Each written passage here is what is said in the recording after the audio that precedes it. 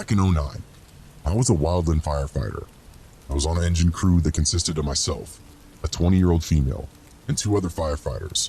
Corey, who was a 23 male, and a crew lead, Amy, who was also a 20-year-old female, as well as our captain and our driver and pump operator. We were assigned to that big fire that tore through Los Angeles that summer and posted in Glendale where the crazy huge Mansons are.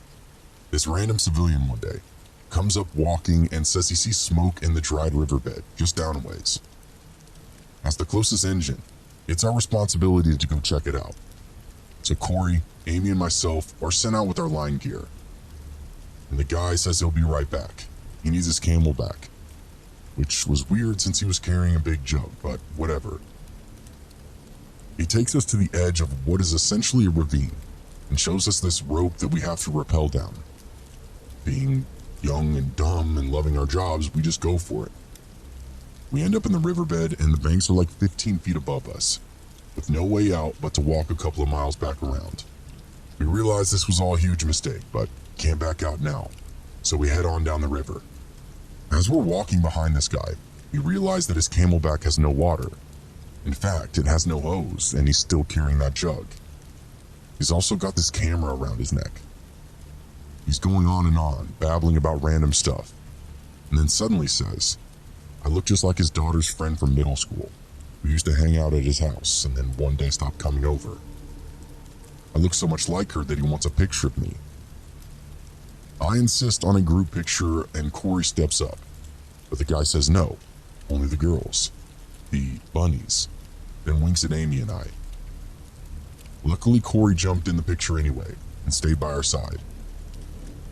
A little further along, we come to a check dam. Picture a flat riverbed, and every quarter of a mile, there's essentially a man-made cement waterfall with a ladder built in to climb down to the next level. That's a check dam. The guy goes first, Amy second, then me, then Corey. The guy assists us down by grabbing our butts, and of course we respond by nearly kicking him in the head. After that first one, Corey started going down before us. After the third dam, Corey starts asking us how we feel about this guy, because he's still going on and on about me being his daughter's friend's doppelganger, taking random photos. We still don't know what's in this guy's Camelback. We started discussing an order to walk, strongest closest to him, and how we're going to get out because the radios haven't been picking up chatter. Cells are in the engine, and it's still too deep to climb. Finally, we hit the 5th dam, and that's when the creep level goes up. Imagine a fork in the road, only backwards, like you're coming down a fork to the main road. We were on a right-hand branch, and when we get to the fork, he wants us to go backwards up the left side. We ask him, "Is this where you saw the smoke?" He says no, but there's a cave. He's insisting and damn near demanding we go check this out, and it's a really cool cave.